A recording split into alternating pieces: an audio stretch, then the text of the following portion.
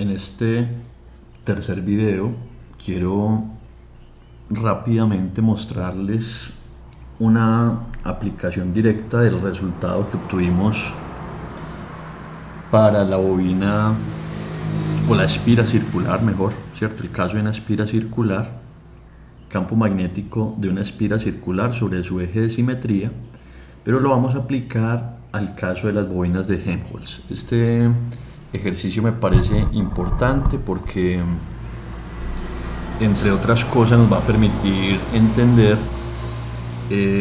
la ecuación que hemos estado aplicando en los laboratorios, este mu sub 0 por 0.715. ¿De dónde sale este 0.715? Es simplemente hacia donde quiero apuntar este video. Por lo demás, noten que el campo magnético de las bobinas es mu sub 0 por una corriente dividido una longitud. Aquí m, recuerden, significa el número de espiras que tiene cada una de las bobinas de Helmholtz. Entonces, esta, pues recuerden, es la representación o una fotografía de unas bobinas de Helmholtz como las que hemos estado usando. Si las bobinas de Helmholtz se conectan en serie, que es como las hemos usado en el laboratorio, el campo en la parte central es bastante uniforme. En este caso, fíjense que la bobina de la izquierda, por este lado sale la corriente del plano y por acá ingresa. Lo mismo pasa en la segunda bobina, sale por acá, ingresa por acá. Estas dos bobinas se dice que están conectadas en serie, y en ese caso el campo en el centro es bastante uniforme y, de acuerdo a esta conexión, apunta hacia la izquierda. Una conexión que no se ha realizado en el laboratorio, pero que también es posible, es conectar las bobinas en paralelo. En esta situación, cuando se conectan en paralelo, el campo que genera la bobina de la izquierda, que también sale la corriente por este lado e ingresa por este lado, es un campo dirigido hacia la izquierda, mientras que el campo generado por la bobina de la derecha va dirigido hacia la derecha. Están conectadas en paralelo. Bajo esta situación, a diferencia de la anterior, el campo en el centro se anula. Las líneas de campo magnético toman esta simetría y se dice que es una configuración de cuadrupolo magnético, una configuración también empleada para otras aplicaciones. Muy bien, nos interesa entonces la figura de la izquierda y en particular encontrar el valor del campo magnético aquí en el centro. ¿Cuánto vale el campo magnético aquí en el centro? ¿Cierto? Que, como ilustra la gráfica, es un campo dirigido, en este caso, hacia la izquierda, campo magnético. Eso es lo que queremos calcular como una aplicación del resultado que obtuvimos en el video previo. Muy bien, entonces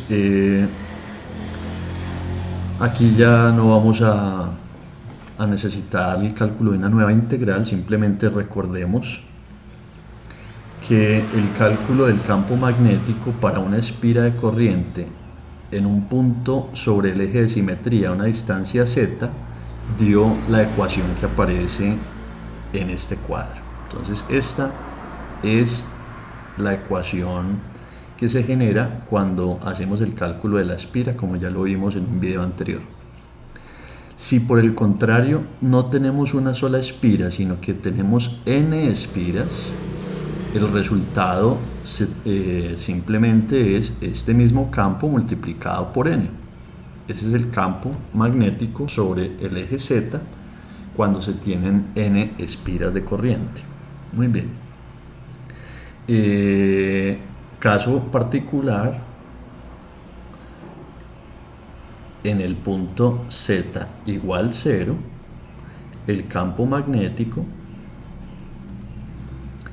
cuando reemplazamos z por 0, nos da mu sub 0 multiplicado por la corriente.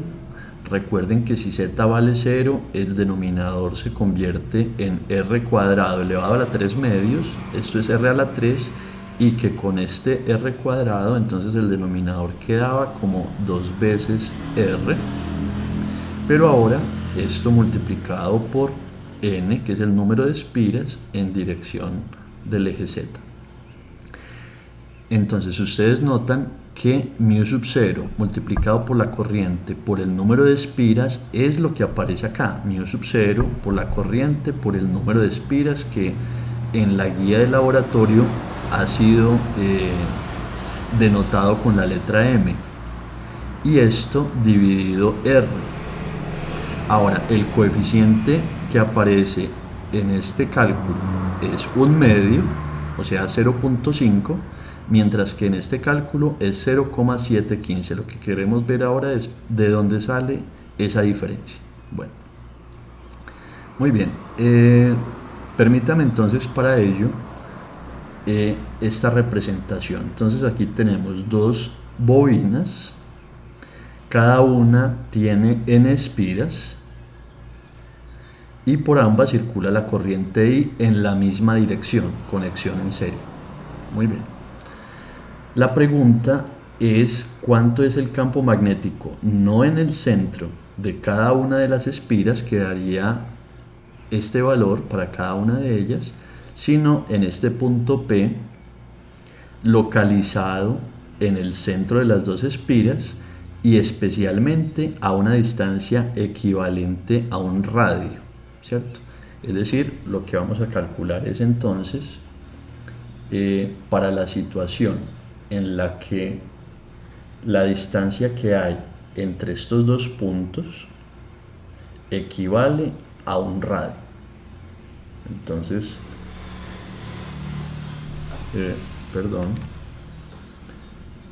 me interesa que consideremos la situación en la que esta distancia es exactamente un radio. Entonces, ¿cuánto vale el campo magnético en ese punto P? Este problema entonces se reduce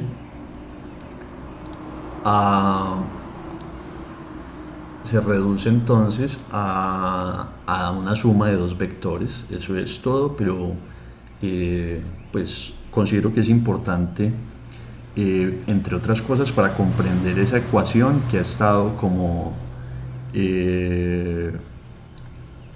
digamos recurrente en las prácticas de laboratorio hasta este momento. Muy bien, entonces pregunta entonces es calcular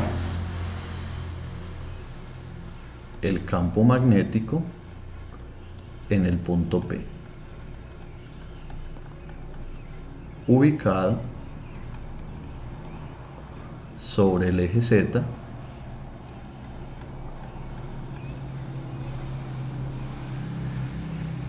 y específicamente a una distancia r medios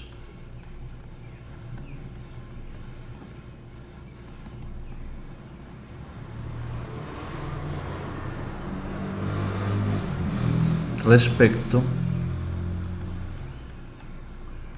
a cada bobina.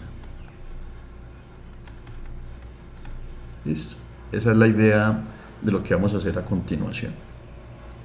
Muy bien, entonces bastará reescribir esto para cada una de las bobinas, es decir, el campo magnético, ¿cierto? Entonces, digamos, una solución a este problema es el campo magnético obedece el principio de superposición.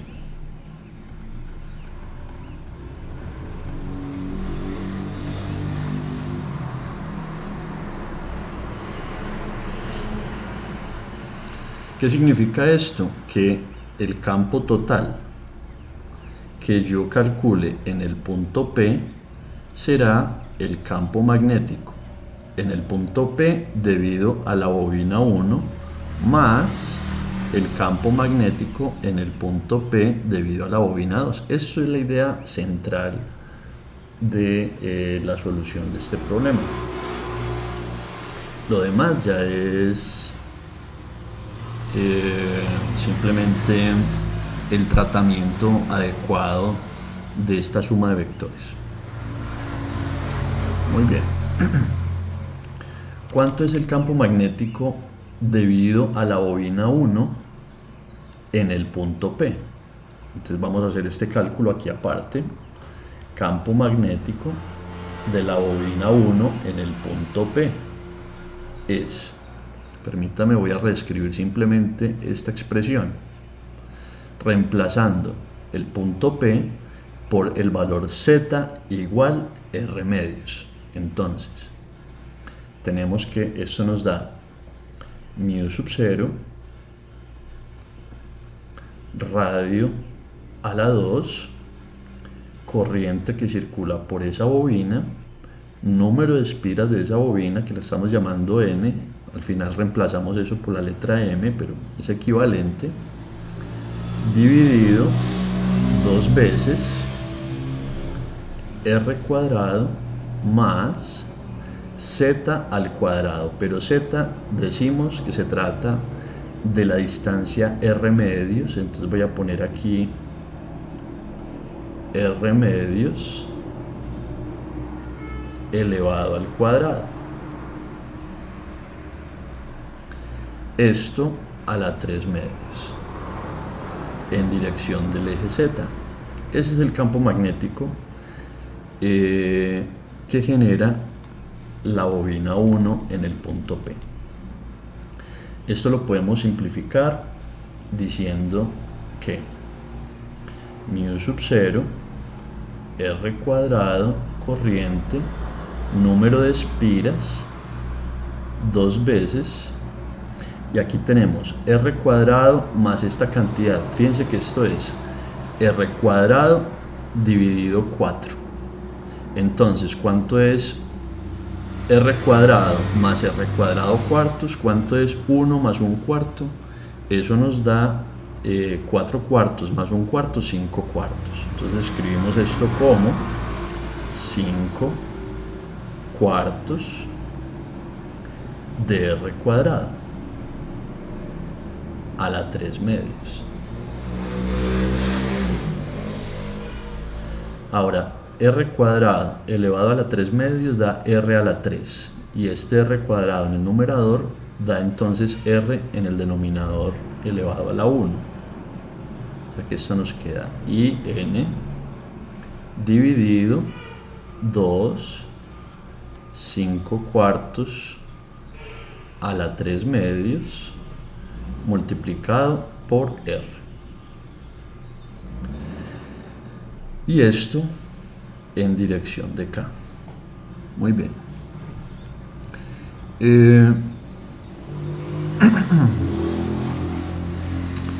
Ok. Ese es el campo magnético que genera la bobina 1 en el punto P. El campo magnético que genera la bobina 2 en el punto P tiene exactamente la misma estructura, porque este punto también está ubicado a la distancia R medios. Ahora, en los ejes de coordenadas de la bobina 2, esto está en R medios sobre el eje Z, pero hacia los negativos. Sin embargo, eso no genera ninguna diferencia, porque como Z está elevado al cuadrado, ese signo menos que podría aparecer en este punto se cancela debido a la operación elevado al cuadrado. Entonces, como habíamos dicho, el campo magnético en una espira va sobre el eje Z en dirección positiva, tanto si calculamos para zetas positivos como para zetas negativos, de manera que este resultado da también mu sub 0 y n sobre 2 veces 5 cuartos a la 3 medios por R en dirección K. Muy bien. Dicho lo anterior, Entonces, simplemente pues lo que tenemos es que sumar, ¿cierto? Ya hemos calculado cada uno de los dos campos y lo que se dice entonces es que el campo total que genera mi sistema es la suma de estos dos vectores, de estos dos resultados. Aquí tenemos un medio de una cantidad y aquí tenemos un medio de la misma cantidad. Entonces, en consecuencia, el campo total en el punto P es la suma de estos dos valores, que implica que se cancela, ¿cierto? Un medio más un medio da 1, o sea que este 2 ya no aparece en nuestro resultado. Nos queda de esta manera, sobre 5 cuartos elevado a la 3 medios por R en dirección K. Muy bien, este coeficiente 1 sobre 5 cuartos a la 3 medios es justamente el 0,375 que tenemos en el resultado que hemos estado utilizando. Este 0,715, perdón, sí, 0,715, creo que lo dije mal hace un momento, es justamente lo que aparece aquí en esta fracción. Si ustedes verifican en la calculadora, esto corresponde al resultado 0,715 por μ sub 0 y n sobre r en dirección K.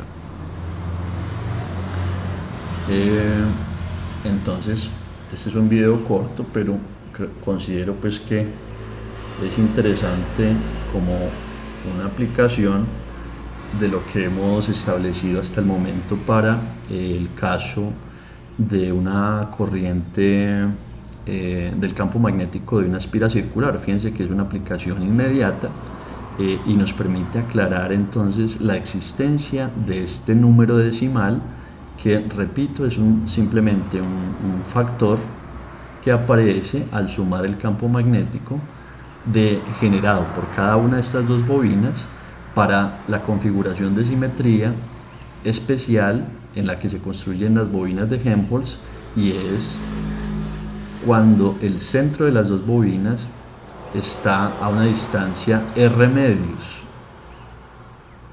con respecto a cada uno de los centros de las bobinas, ¿cierto? Muy bien, este número, verificarlo, ¿cierto? Se trata simplemente de este factor que está acá.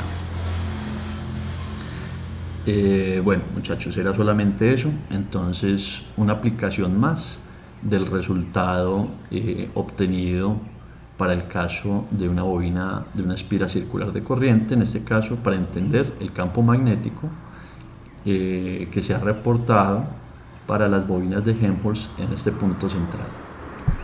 Muchas gracias por su atención.